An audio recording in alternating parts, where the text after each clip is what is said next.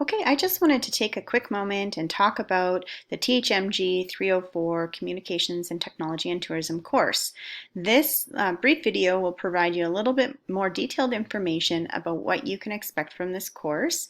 The fine details about each assignment will be released each week as they become assigned, but this will give you a brief overview of what you can expect in the coming weeks.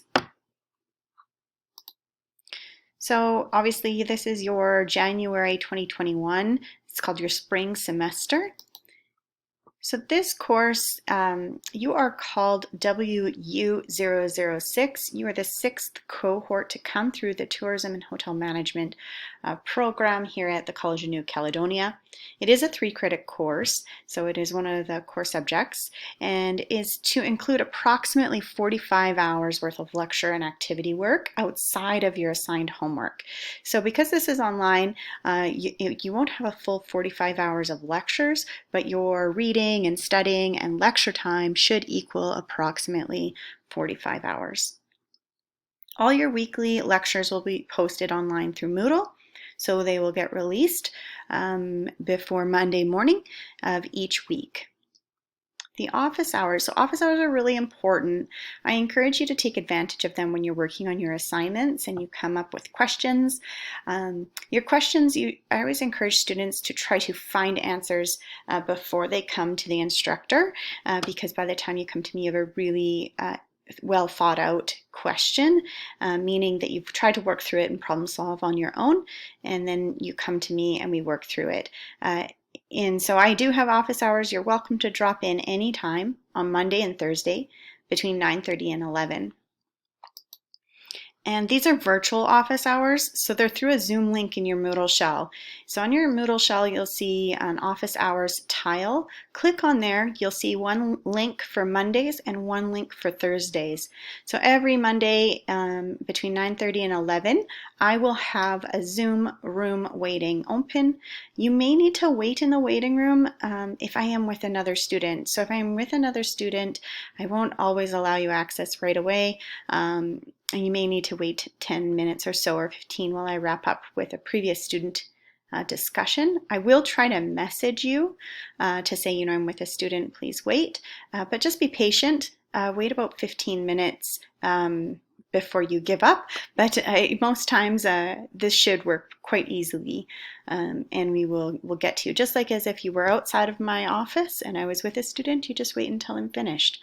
So we're going to try that. If you have any problems, do send me an email. Or if you need alternative times. So I'm more than happy to try to work around your schedule if I can for alternative times, although my preferred hours are to use the office hours. It is important that you use proper email etiquette that I require for student to instructor communication. So in saying that, there's a few reasons why proper etiquette is important. It saves me time. I've got, sometimes over 100 students a semester.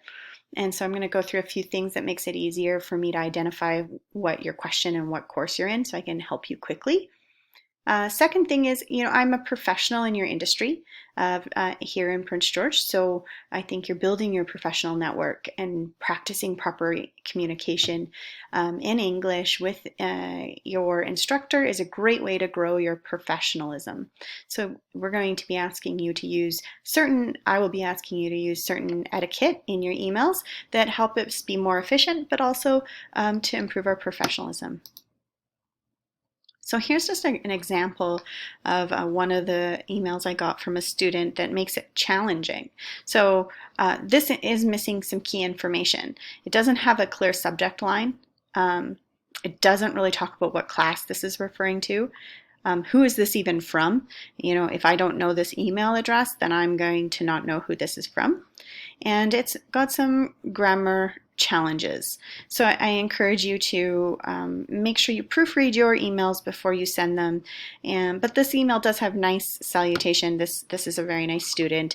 He's definitely trying, but it's important to remember a correct subject line will help point me in the right direction rather than me searching for what assignment, what class. So, because sometimes I'll have multiple classes and sections running very similar assignments, like on a Flipgrid video, like for example. It's not just one course that would be doing that. And like I said, having 100 students, that makes it very challenging.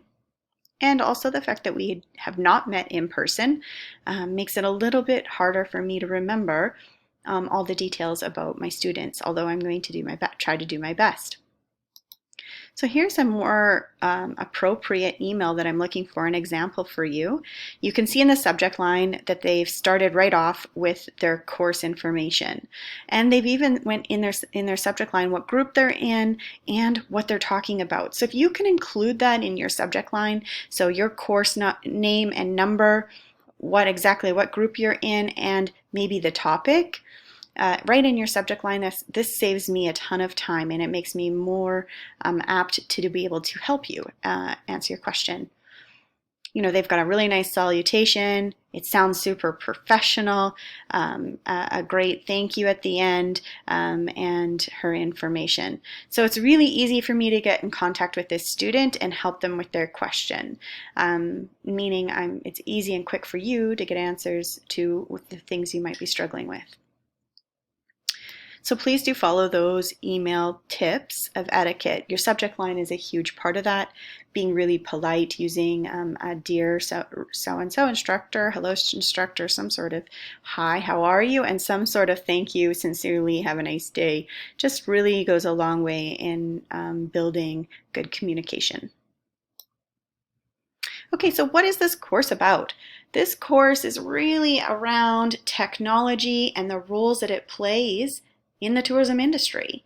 It really talks about, it's a bit of an introduction of the effects of advanced communication and technology. So what has happened in our industry as technology has changed?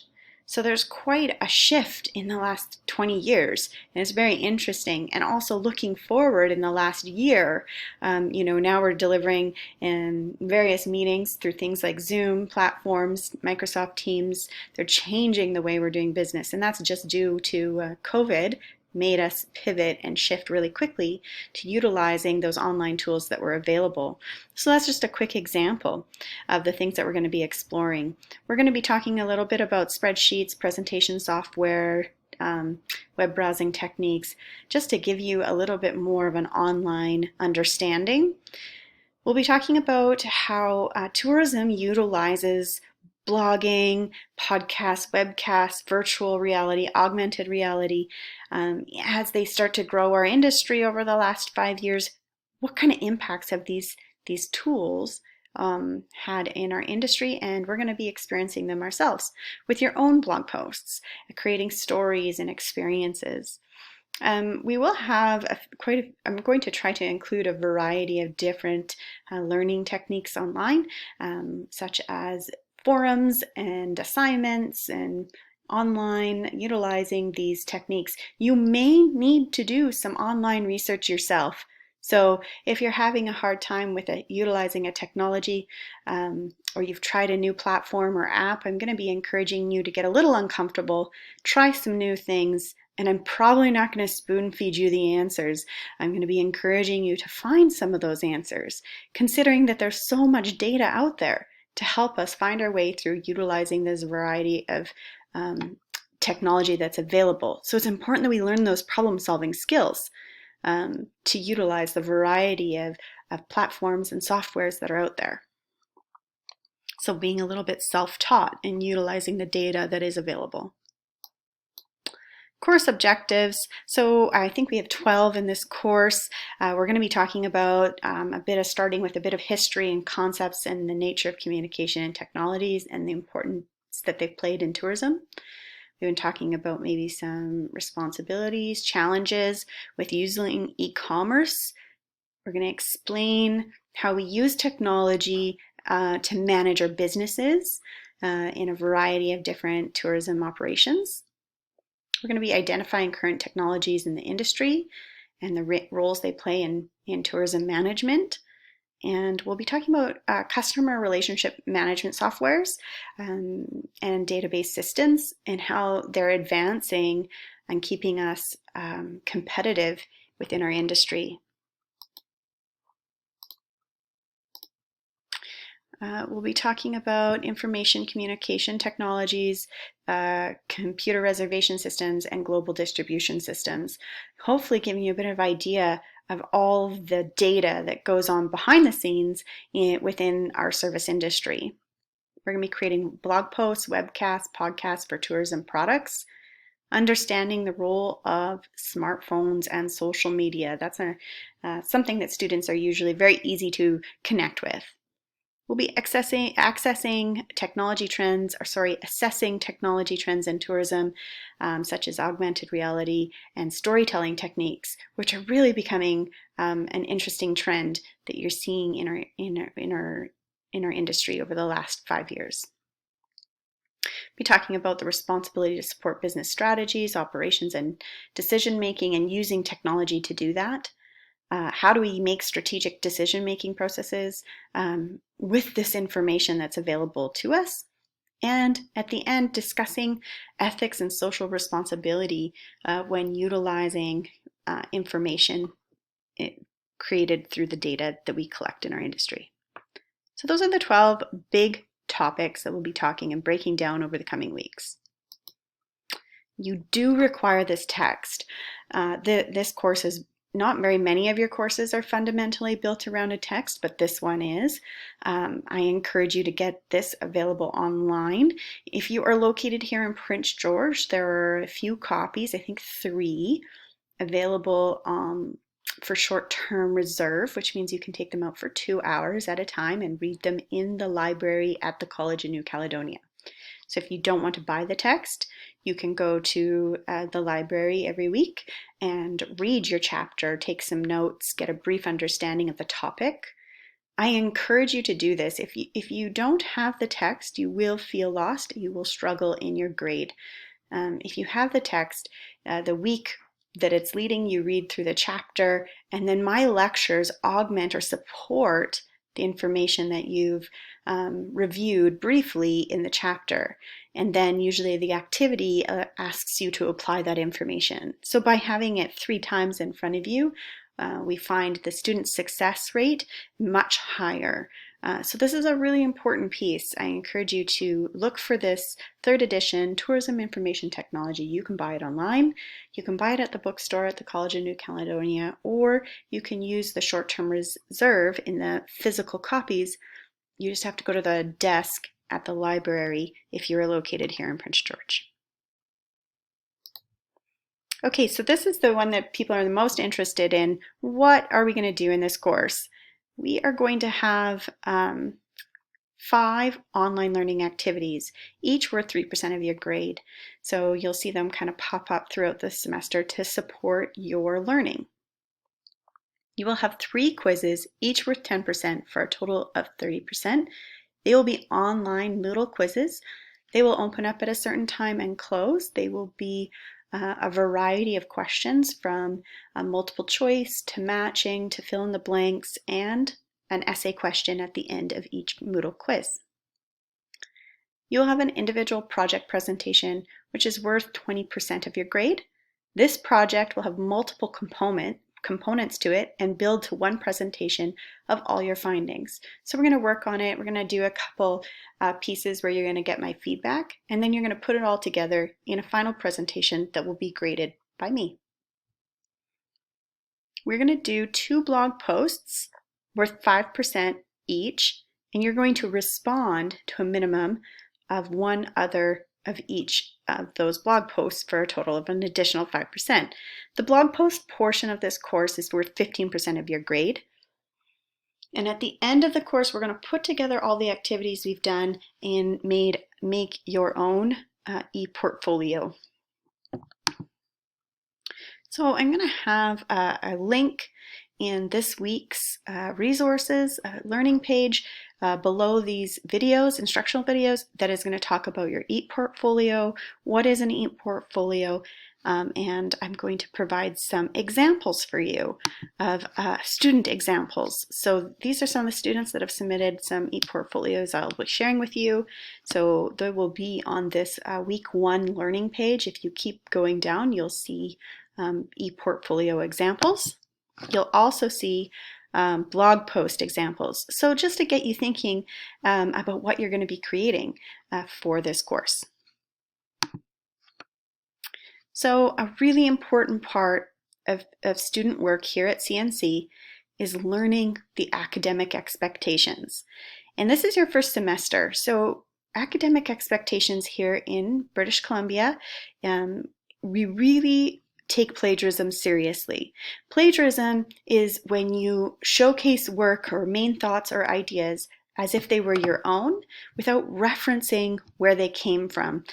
You can use other people's ideas and information to support your argument, but you must cite their work. So it is really important that you do this. In the resources page, I'll have some information around plagiarism, using the library for research. Make sure you understand what plagiarism is. I do believe you'll be going through that quite a bit in your writing course, business writing course in this first semester. And we use APA format for referencing any outside materials. You'll also see in the resources page some information around plagiarism and policies in your student orientation. So make sure you go through that student orientation. Students must follow these academic expectations. When they don't, in my classroom, you get a warning where you get 0 on the assignment. So if you are blatant plagiarism or copying or cheating from anyone else's work, you will get 0 on your assignment, and the second offense will get you reported to the dean. And from there, they kind of evaluate the intent and whether or not it was purposeful cheating. So let's just remember to do your best, and that learning experience is really about you learning. It's not so much about just completing the work. And remember to respect the work of others and your own work and your own learning experience. So here's a little bit of an outline of the chapters that you're going to go through. Obviously, we're going to start with chapter 1 and 2, talking about Introduction to Tourism and IT. Then we're going to talk about looking and booking, then traveling, then staying and playing, and the last part are issues and trends in our industry. So just really understanding the various parts that IT has played in this cycle of tourism. All right, so that's going to give you a brief overview of what you can expect. We have 14 weeks in this course. You have no final exam in the exam period, but you will have each week on Mondays, you'll see the task list put up of what you need to complete that week. Your assignments for me are typically due on Fridays at midnight, unless otherwise noted. So do keep that in mind when you're completing your cycle of work, is that you'll see work come up for Monday morning, all the tasks that need to be complete, and the assignments typically are due Friday. Some weeks you get multiple weeks to complete them if they are a large assignment. Okay, I look forward to meeting all of you, and I hope you have a really great semester, first semester here at CNC.